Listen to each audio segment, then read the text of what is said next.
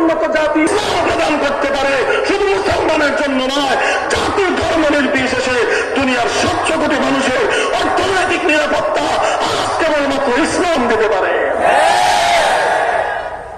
এটা কেন অর্থনৈতিক সেক্টর সঙ্গে যুক্ত হতে দেখছে, আজ পর্যন্ত বাংলাদেশ এই প্রশ্নের সমাধান করতে পারে না। মোহতারাম হাজিরিন, এত গুরুত্বপূর্ণ প্রশ্নের জবাব যদি জানতে চান, রাষ্ট্রের নেতা নির্বাচন করবার কি ফর্মুলা আছে?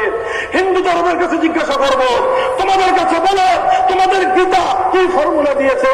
তোমাদের ধর্ম প্রবর্তকরা রামরা তোমাদেরকে কি ফর্মুলা দিয়েছে? গৌতম বুদ্ধদেরকে কি ফর্মুলা দিয়েছে? খ্রিস্টানদেরকে কি ফর্মুলা দিয়েছে? ইহুদিদের কাছে কি ফর্মুলা আছে? কোন ফর্মুলা নাই। আমাদের কাছে জিজ্ঞাসা করো, নবী